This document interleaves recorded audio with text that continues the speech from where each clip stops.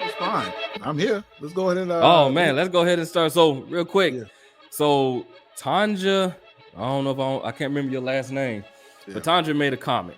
She had a comment about the Lamar Jackson.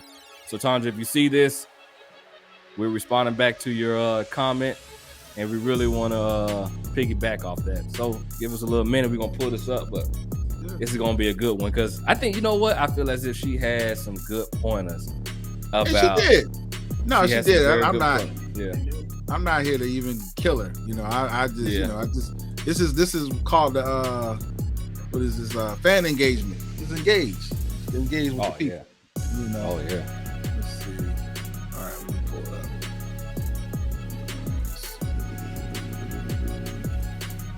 All right, there we go. Let me zoom in a little bit.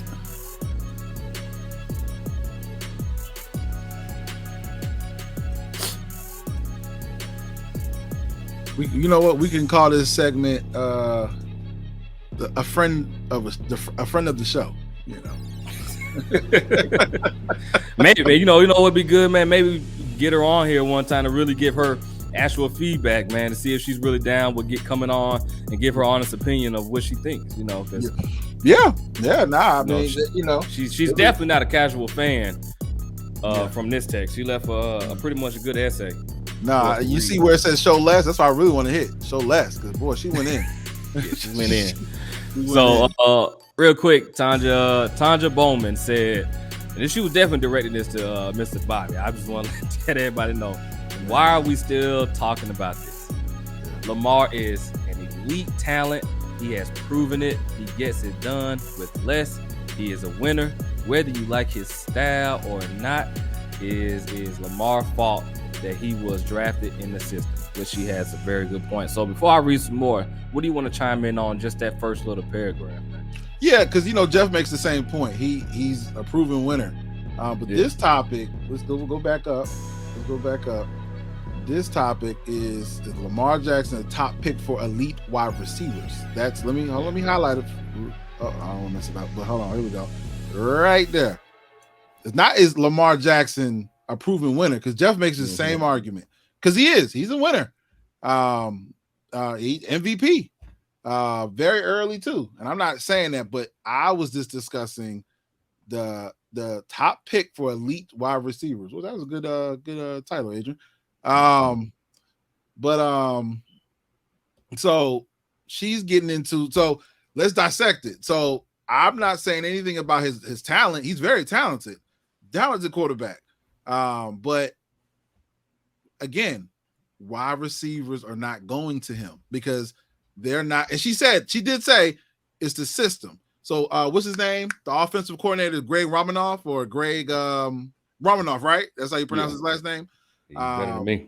Yeah, please forgive me, Tanja, because I know you know the name. But so it's his system, and they're trying to say, well, it's Greg Romanoff, but it's his system, but they tailor-made it for him because they knew that he is not that prototypical quarterback. He's what they like to say hybrid.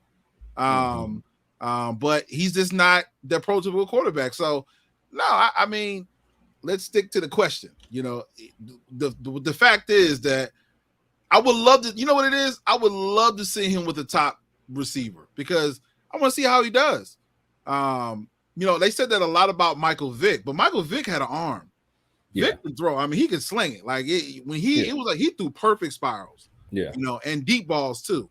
Yeah. And I mean, he wasn't really, and Michael Vick wasn't doing bad when he was with Atlanta or Philly. No. It wasn't like his option wasn't always to run. And I think that's what made Michael Vick a big difference when he got drafted out of Virginia was that he could run if he wanted to, but I think Michael Vick wanted to be a pocket passer. Yeah. He wanted to be a pocket passer. Yeah, he did. He wanted to be a pocket. That was one of his biggest things. He wanted to be a pocket passer. He can run if he had to.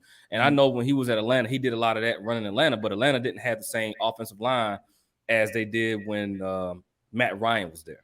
Mm-hmm. Yeah. You see what I'm saying? So I just think it's different. Same thing when he was at Philly. We can't forget, like, when he was at Philadelphia, he had a good weapon. Who was that wide receiver that they had? Oh, man.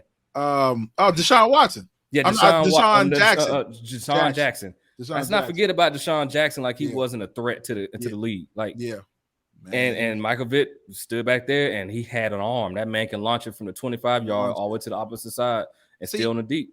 And I the whole hybrid. When they put these hybrid labels on it, I think they put it on quarterbacks that they don't know what to do with them. Like they haven't decided if they're an actual prototypical or they're a hybrid. Or they're a runner. So they give them that. Okay, well, it's easier for me to say he's a hybrid quarterback. But I guess again, like we talked about it. Again, the question was why haven't elite receivers even tried to team up with him? And I know again the argument was that owners make those decisions, but players don't even come out and say on their Twitter or on their social media pages, "Hey, I want to go play with Lamar," or let's run it back, let's run up, let's tag up, let's see what we can do. And again, we don't know what's going on behind the scenes, but from the perception of it and from the last couple of years, you haven't seen nobody. So I see the next sentence was, he's developed rookie wide receivers. So he's been with rookie wide receivers. Yeah, but I mean, the most relevant rookie wide receiver I think she would be talking about is like Hollywood. Yeah. But, in which Hollywood, he I give her that. He did great, but he's gone. They traded him. He's gone. So he's gone and they traded him. He's from my understanding, he was in Philly. No, he's not at Philadelphia. Where is he at now? Cardinals. He's in the Cardinals. Yeah. He caught a DUI though, so But I guess even with Hollywood is considered. Now I'm not a fan of Hollywood, but he's considered a deep threat. So why wasn't he utilized more? Like even if it is a run package heavy system, he's a threat. Like. Use him. So I mean, it just, I don't know. He's, what it is. What they call Tom Brady, the dink and dunk. He dinks and dunks. Yeah. And I think that's a lot of his. He's either dinking and dunking, or he's going to run the ball. And I think the problem with that is, he's a top quarterback, but the problem with that is it makes you one dimensional. Yeah. Or two dimensional because he can do two things. But essentially, what I'm trying to say is, he doesn't have too many tools in the tool belt. So defenses are so much more sophisticated. They're these coordinators are smart as hell. They're fast, they're quick. They're on it. They're studying tape like nobody's business. They're gonna lock. It's like locking you down because you're one dimension. So I guess for what I want to see out of Lamar is another tool to his tool belt, another piece to his game. Because if he could add something else, man, he would be high caliber. He would be. I just don't see it. I don't see it, man. I mean, you got Mark Andrews. Who else? Who else? Yeah. So. Yeah. And at one point she pointed out was what happened when Josh Allen got Stephon Diggs. He improved, right? And I mean, she has a point, but the difference this is just me. And I feel as if the difference between Josh Allen and Lamar Jackson is that Josh Allen was still doing a whole lot. He was still doing what he was doing now without Stephon. He was. Once you gave him Stephon, I think that just really just put him over the mountaintop. Like he was already walking to the mountaintop. Same thing with Lamar Jackson. Yeah. But I think he was just already at the. He just needed to get over it. Once he got over it, once you gave him Stephon Diggs, that was a wrap. Yeah. Now you give them the rookie running back James Cook, who you can have him go out wide, and you can run him as an out route. Now you give him Josh Allen more tools. Plus they got that. Plus they got the defensive end in that trade from the Chargers. I keep forgetting his name. Khalil Mack. No, not Khalil Mack. Because he was with the Rams. He played on the opposite side of. I know he used to play for Denver. He used to play for Denver, but now they got him on their team, so the defense is definitely going to go to the next level because the defense was already good. Yeah. So I think Josh Allen, yes, he improved, but he was already proved. Von Miller. Yeah, Von Miller. I think, in my opinion, Josh Allen was already proved. He was. I'm not saying Josh Allen is better than Lamar. I'm not saying Lamar is better than Allen. But I just feel that Allen was prove and did the same amount with less. Yeah. And you give him Stephon Diggs, and then you get all they gave him was one person. Yeah. And now it's like everybody's concerned of playing the Bills. Whereas when people play Baltimore, they already knew what they had to do. Yeah. So and you know, you knew what you had to do. Once you took away a lot of stuff from Lamar Jackson, because I mean, that was one of his biggest things when he was coming out of college, was that he was always running first. If you go look at a lot of his tapes when they played against Clemson in that year, he made Clemson look embarrassing, but he did it with his feet. Yeah. Yeah. He did a lot with his arm, but he did a lot with his feet. Yeah. So, you know, in my opinion, I think, you know, Lamar Jackson, do I think a lot of players don't want to play with him, or is it the scheme of the offense? I feel as this is the scheme of the offense. I think the offense is tailor-made to how Lamar Jackson is, and that could be a testament of what he does, and that could be the thing that might be hurting them. Like, well, and it's not, you know what? And it's not a shot at him, and it's not. And I'm not even saying, because that's a really good point. I should maybe more clarify. Like, I'm not hating on him, or I'm not talking down on him. It's just a fact that because of, I think it's more. And I said this, but I'm not. I think that my point is, when I'm talking, it's coming across as like, man, dude is trash, and I'm not, or I'm hating on him, and it's not that. It's just that it's the system is not built for wide receivers, so they're not going to play with him because he has a certain skill set, and wide receivers see that. They gotta get their money. Like I mean, look, football is an incentive based business. A lot of these, like, everybody can't be a Tom Brady, bro. Everybody can't be even a Dak Prescott. Some of these wide receivers that are even good, they're based on performance-based contract. They got to get a certain amount of catches, certain amount of touchdowns, certain amount of yards to meet their incentives, so they can get $1 million, whatever it is. So if I'm a wide receiver and I know that it's run heavy, and you're in my contract, I got to at least hit 10 catches to get my $500,000 bonus. But I'm gonna either go to there or I'm gonna go to the Colts, where Matt Ryan's gonna sling that ball. Even though even somebody less tier than Matt Ryan could sling the ball because they might be a pass heavy team. Yeah. But one thing I did want to say, I think the Bills and the Ravens are interesting comparison as far as teams. Not because Josh Allen and Lamar are two different players, but team wise, like you said, they were kind of even. You know, their defenses were stout. You know, they've always been contending for the defense. You can't mess around with the defense. And again, they both didn't have a wide receiver like a number one, a true number one. I mean, one year he had Josh Allen had Cole Beasley. Like, come on. I mean, he was nice. He was okay with the Cowboys, but he wasn't. I wouldn't even put him number 2. He's a solid slot receiver, number 3. He definitely wasn't a Cooper Kupp. No. You know what I mean? And I think it's a comparison. Yeah, and I feel like I agree with you on that when it comes to the teams, because I feel as Baltimore has a very good defense. And I think people sleep on Baltimore's defense. I just also feel as if the games that they lost was because their defense couldn't do no more. Yeah.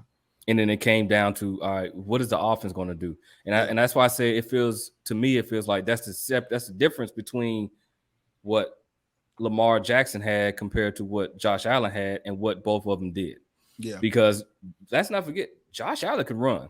He might not be as fast as Lamar Jackson, but he's mobile just like Josh Allen. I mean, just like Lamar Jackson, he's mobile just like Patrick Mahomes. He can get mobile just like Aaron Rodgers. Like, that's not, you still got Josh Allen, still got the legs. He still got the wheels. Yeah. He's just not as fast, and he's not as elusive and limber. That's what separates Lamar Jackson. Like Lamar Jackson, the pocket gets ready to crumble, and he can get elusive and wiggle out and gone. He's, and I can see that same thing. Like, I watched a game where it was the Tennessee Titans. I forgot who they were playing, but Malik Willis was playing somebody. I forgot the team, but he was elusive. Yeah, but he wasn't accurate neither. And I think that's the big, I think that's the big difference between when it comes to Josh Allen and Lamar Jackson is that, Josh Allen is definitely a difference maker. And I think something people got to understand, and I always say it's no knock And I understand she's a fan, so fans would definitely come to defense. But when you're not a fan and you're looking at it from another standpoint of view, and you're looking at it like, damn, yeah, you got the weapons, but you're not reading your defense properly.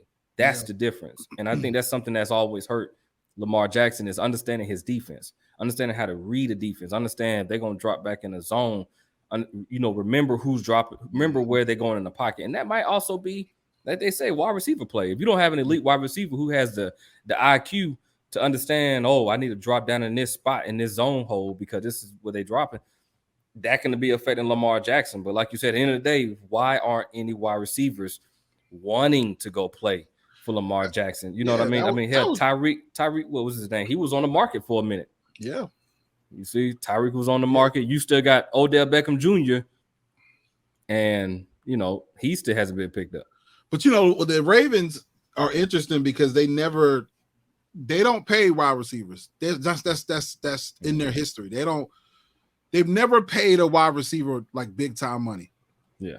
When I go back to the past, I think about Anquan Baldwin.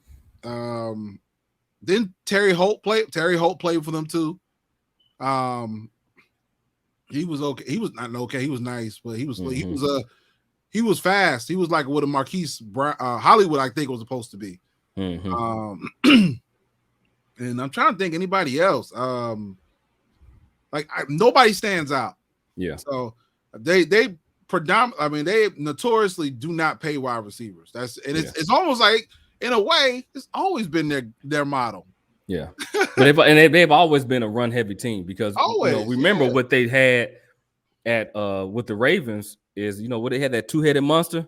Who was that that little the boy that beat his wife in the elevator? What was his name? Yeah, I forgot his name. But they definitely, they've always been a run heavy team, and I think that's the same identity that they're always going to have. And she might have a good point that because they don't want to go with the wide receivers and they don't want to pay is the reason that's what's holding back Lamar Jackson. Mm-hmm. But I feel as I think that's always an scapegoat. Yeah. It's because of this. Like, it's because of that or this and that. It's the same thing when Alabama lost the national championship to Georgia. Everybody said, Alabama would have won if they had their wide receivers, but they were injured. Well, that's a part of the game. Mm-hmm. It's no more different. Georgia didn't have their starting wide receivers. They didn't have all of them out there. I mean, Jermaine Burton was always injured, so that's why he lost his start. George Pickens only came back for 4 games because he had a torn ACL. You see what I'm saying? I started in right guard. I started in left guard. Tate Ratledge, broke his foot in the first game of the season. So everybody has injuries as part of the game. So you have to know how to adapt with it and continue to move. So in this situation, you got to use what you have. And, this season will be a big testament. She might be right or we might be wrong or vice versa because we're going to see. Bro, this man, this something I do want to I want to walk back a little bit. And I'm going to wait until we get back on with Jeff. Mm-hmm. But I want to walk my Devontae Adams back a little bit.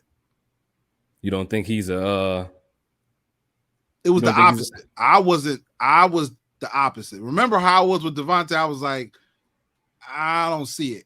Yeah. I want to walk that back. I agree. I agree with you. He's nasty. Yeah, but we'll talk about that. Yeah. We'll talk about that. I want to walk that back. I do. But please remind me. Well, we'll definitely bring that up on the next show. Because you know what? I look, if I'm wrong, I'm wrong, and I'll come up with I was wrong about that. I've been watching some film on him. Yeah. And I watched him, but maybe not watch him with it. Because Aaron Rodgers, I think sometimes when you with somebody like that, you get you guys saw it, but some people might not be able to see certain stuff. And I'm like, I've been watching them like last week or ever since that we did that podcast, a couple of weeks. I'm like, yeah, buddy's nice. Now I just don't know. I think it's gonna be on Derek Carr, but yeah, we can get back to that. I definitely want to walk that back. But with Lamar, the topic was, a great. And, I do want to say that COVID really, that's something I didn't think about. Dang for sure. Yeah, they had the most injuries, and COVID. They had a COVID riddled season. That's how they put it. Yeah. So no, they did. So that definitely is a factor. So I didn't think about that. So that's actually a really good point. But the question was not about the team or like about his greatness. It was just more about why wide receivers are not, linking up with him to make him great too. Because everybody needs somebody to make them great. Yeah, I agree. I don't care who you are. Yeah. So Tom Brady needed somebody. Aaron Rodgers needed somebody.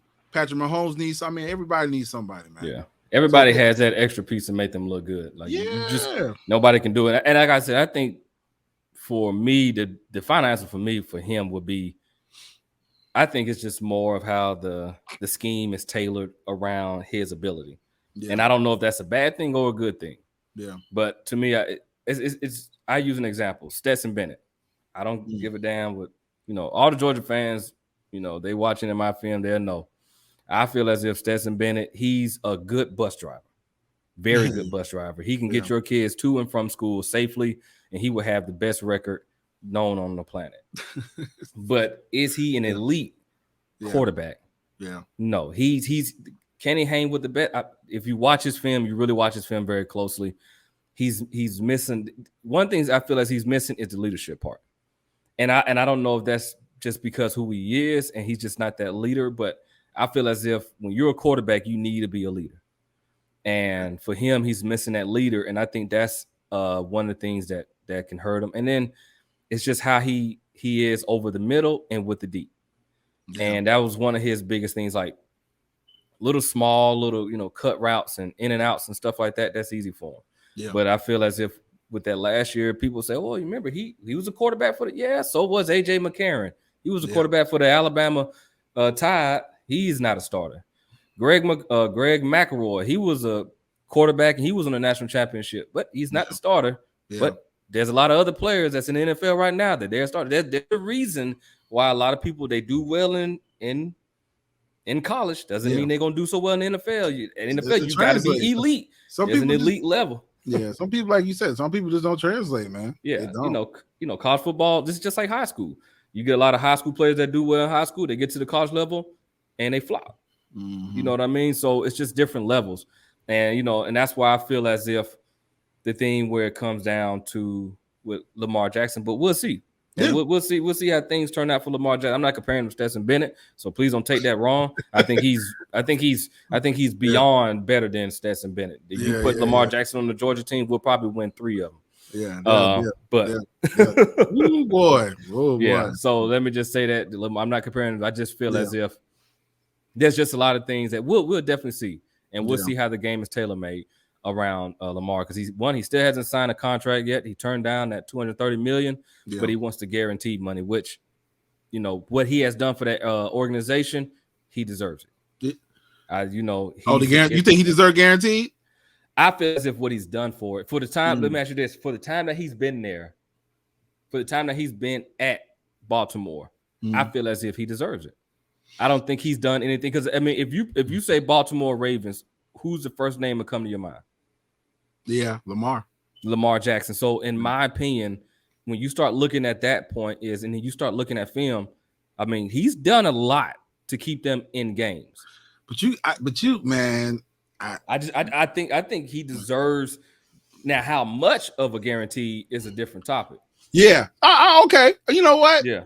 Okay. So I'll bite on that. All right. See, that's the better. So now I can come. I can come to the table, because at first I wasn't trying to eat. I'm about to go. Yeah. No. I agree with is how much. Yeah. How much? Because again, his problem is, that he's a runner first. Yeah. So you talking about guaranteed contracts, man? Like it's. But you know what? That's going to be the norm at some point. Yeah. It's going to be the norm. So, but. Yeah, man, I don't see them giving him a guaranteed contract. Or you know what? If we're talking about the numbers, it can happen. But I don't think he's gonna make more than Deshaun. Because of how his game is. But now we're talking about lower guarantee, then I would amend my argument, and I would you know what? If it's lower, then I would see that. Yeah, But I think that's something that he's trying to, because remember, Patrick Mahomes had that break the bank contract where he got with Kansas City after he won them a Super Bowl that year. He ended up getting that following year or the year after that, he ended up getting that big contract. And I forgot what his guarantee was. So I think Lamar is trying to catch up to a lot of these quarterbacks like Deshaun, Patrick, trying to get that guarantee. It's just, for me, it's like, how much? How much is a guarantee for him? Because if Tom Brady came to me and was like, hey, I'll play, just give me this guarantee, I'd be like, fine. Like, you won us a Super Bowl, and you won us a Super Bowl, and you did 6 of them at New England. All right, no problem. You get your guarantee because we've seen what he can do. Yeah. Also, and Tom Brady has that leadership tangible about him. Yeah. So there's a lot, same thing with Aaron Rodgers. You've seen what Aaron Rodgers has done at Green Bay. Granted, he hasn't won as many as Tom Brady, but you've seen what he has done when you give him weapons. Yeah. You give him a team around him. So that's the thing that comes down for me, is that, yes, I agree. He deserves a guarantee. $230 million guarantee? I don't know, buddy. Yeah, that's tough. Bro, that's tough. $230 million isn't something you just drop out the bank. Yeah, no, it's not, man. That's a lot of money. That's a lot of money. You had to get a lot of investors to help you pull that kind of money in.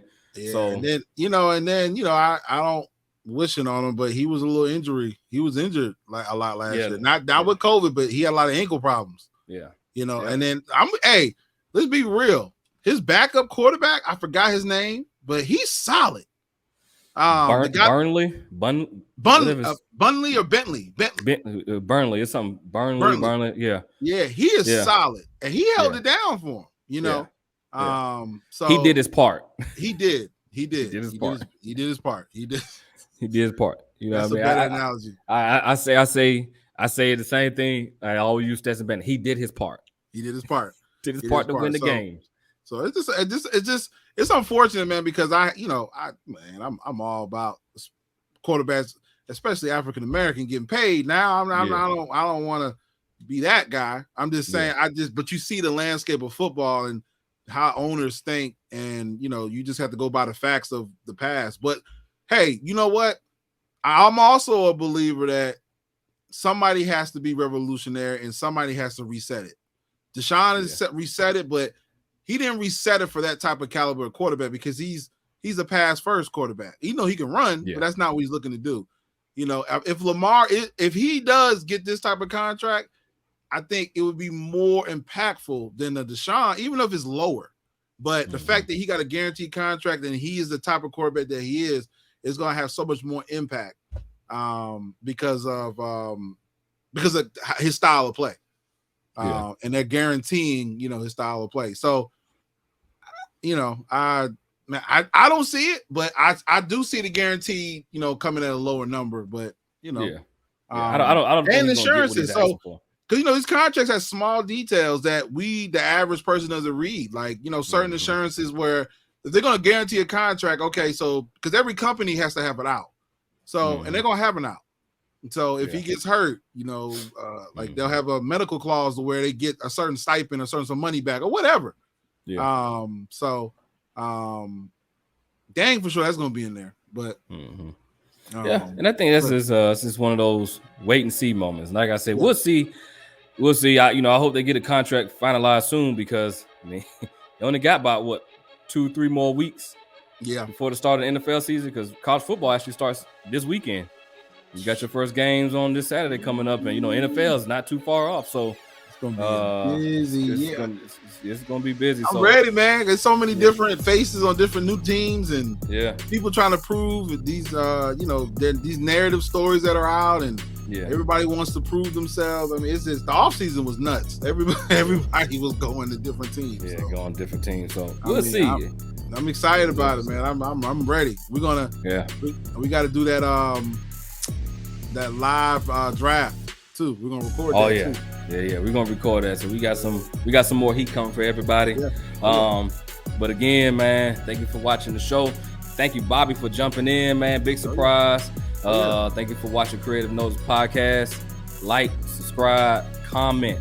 We love your comments. See, we'll put it up right here on the screen. But as always, we'll catch up with y'all for another day. Peace.